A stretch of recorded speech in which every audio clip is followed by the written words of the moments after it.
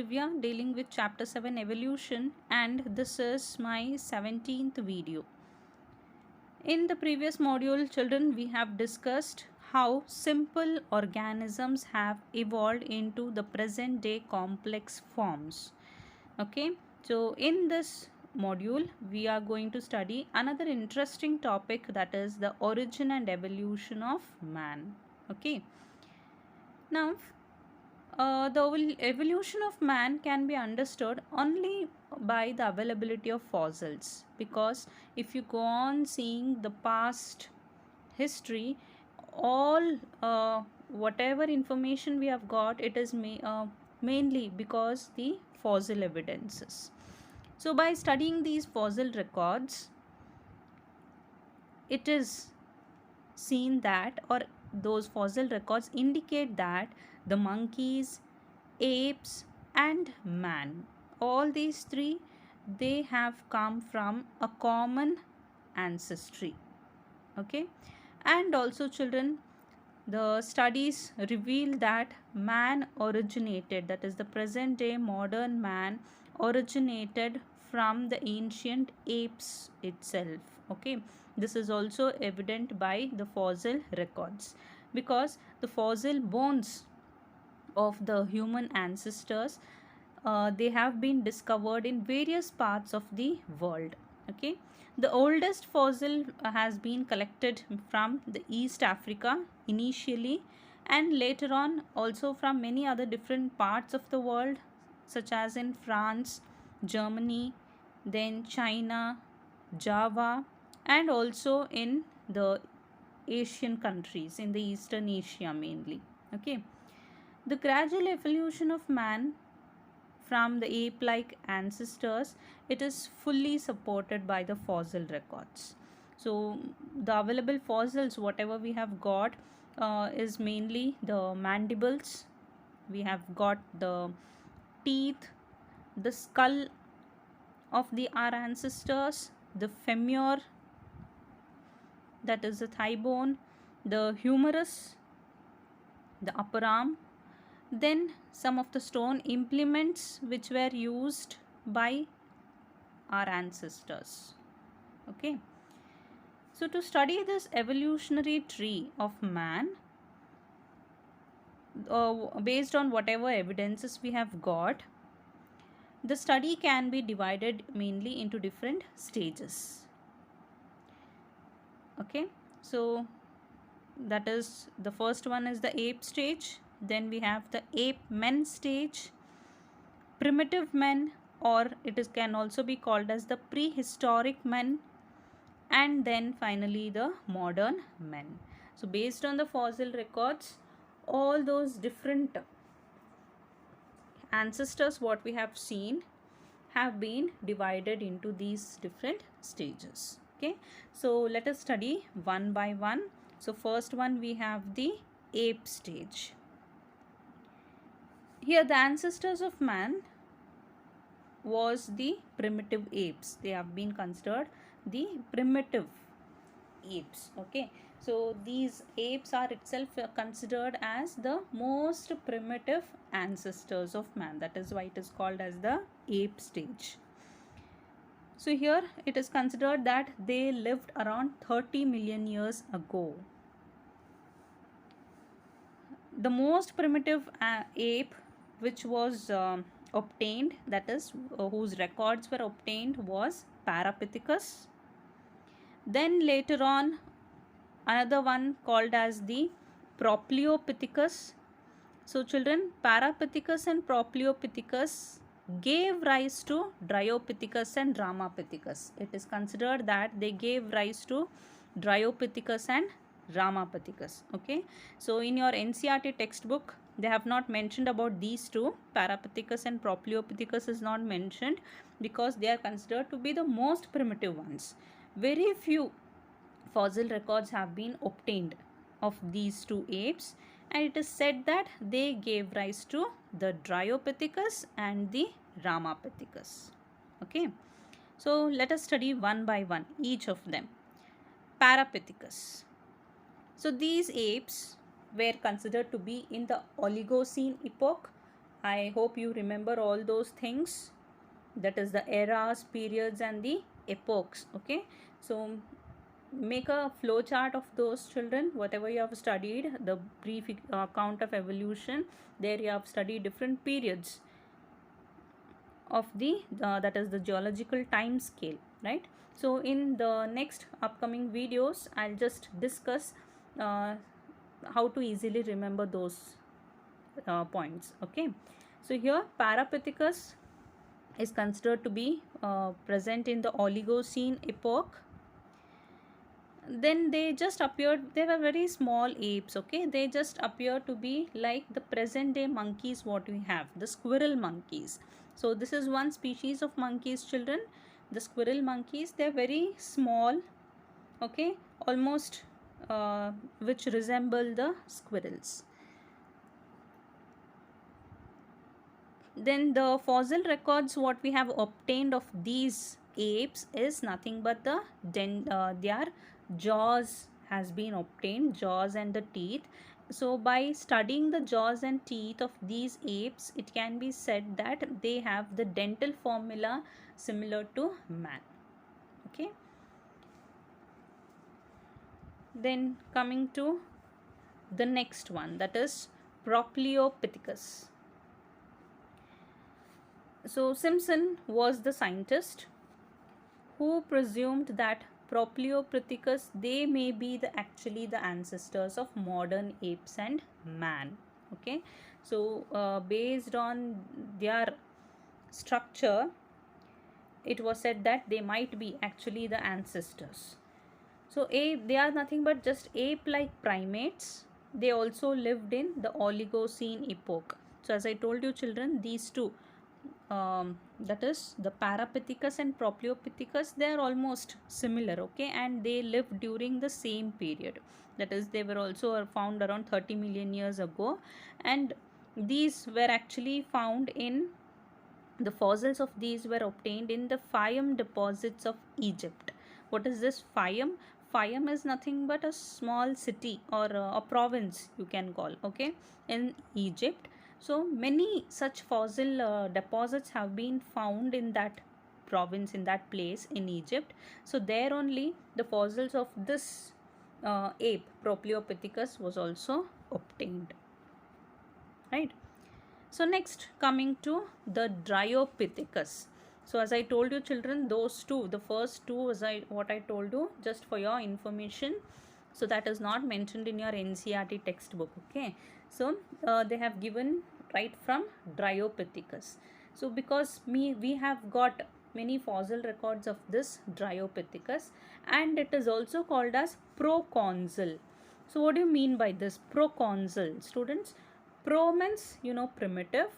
Consul means chimpanzees. Okay, so they are considered to be the actual ancestors of the modern day chimpanzees. They are considered to be the primitive chimpanzees.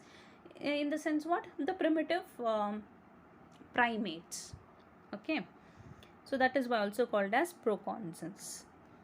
So it was scientist LSB Leakey who discovered the fossils of this Dryopithecus on an island of the Lake Victoria. It was found in Africa. As I told you, the initial fossil records had been obtained in East Africa initially.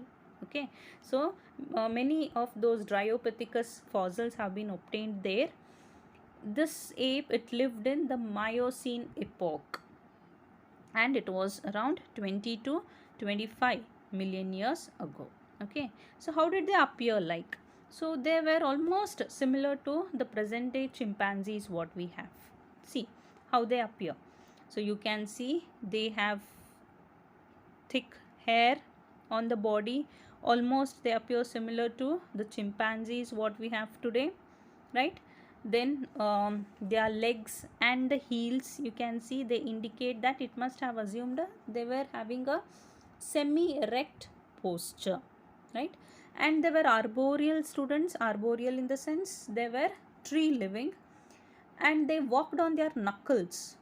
You know what are knuckles, right? Knuckles means the joints in the fingers.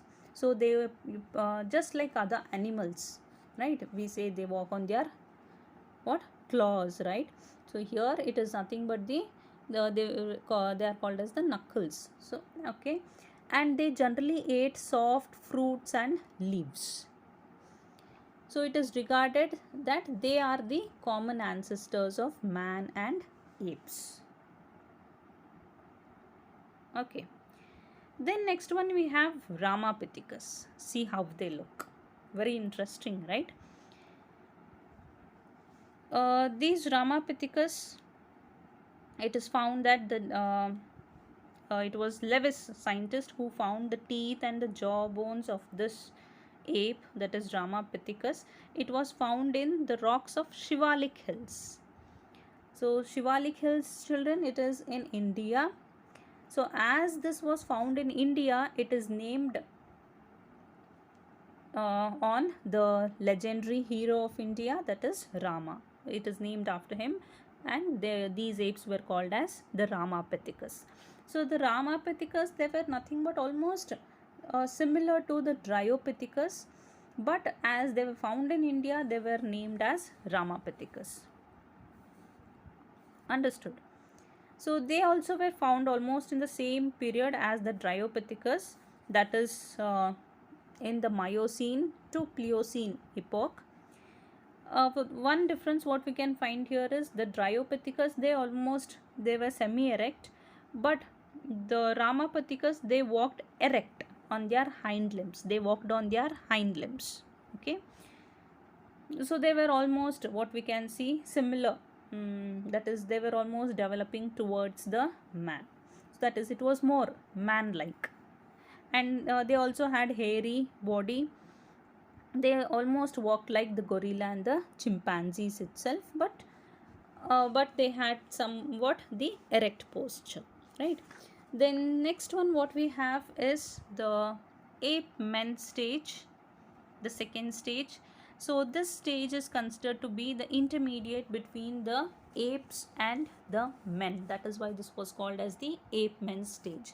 That is a slow development towards the present day man.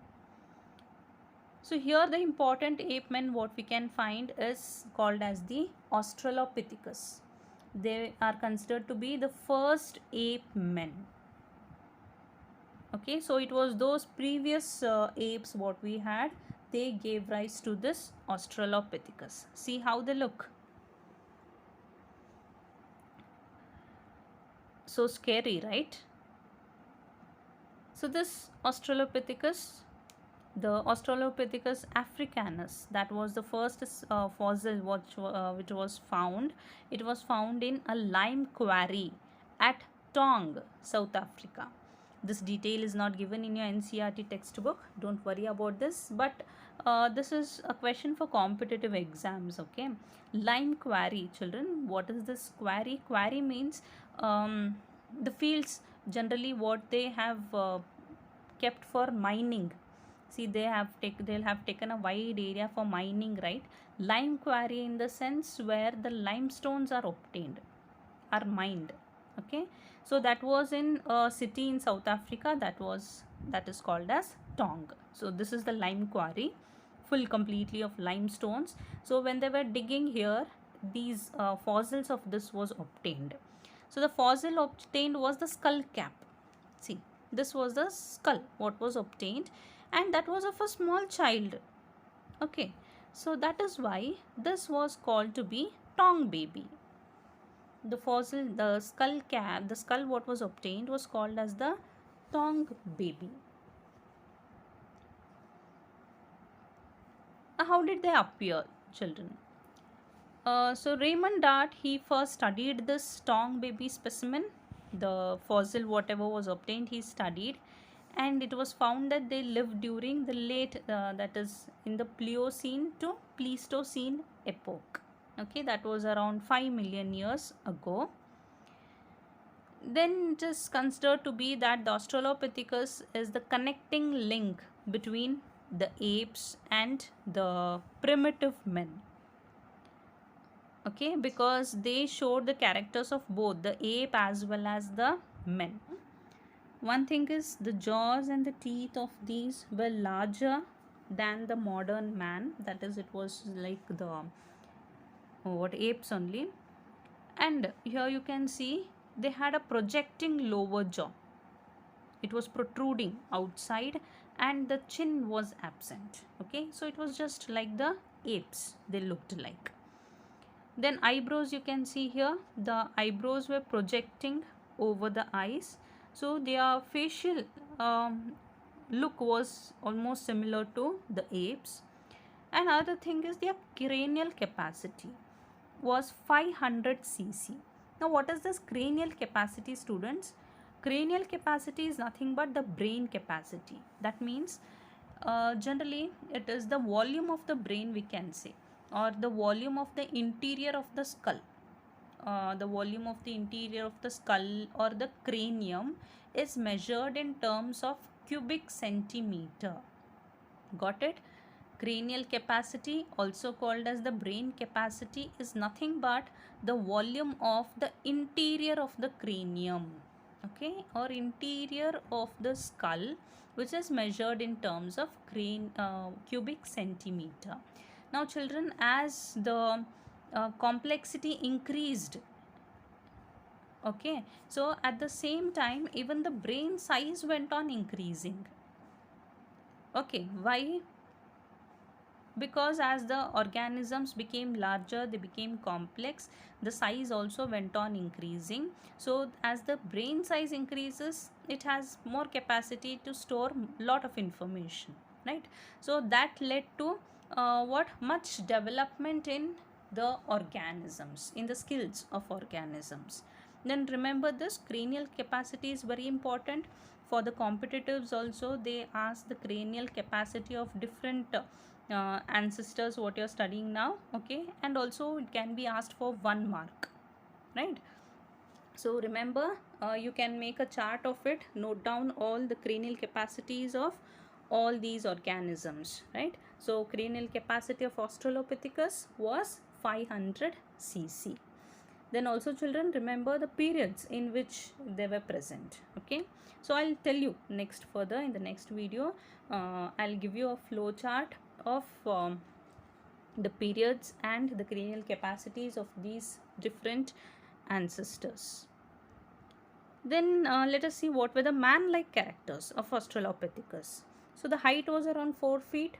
Generally the apes what you see, they are smaller in size, like the monkeys what we have now, but their size, they were a bit tall, that is the height was around 4 feet. Then they walked nearly straight, almost like the humans. Then the bones also, the structure of the bones, the pelvic girdles, the vertebral column, if you see, you can see that they had an erect posture, almost erect posture, okay. So this is the jaw bones. Then another thing was, children, they were having, the brain was almost like the apes itself. You could see development almost everything like humans, human like teeth they had, right? But it had a more of an ape brain. That is why it was called as a man with ape brain. There was no development in the brain, okay.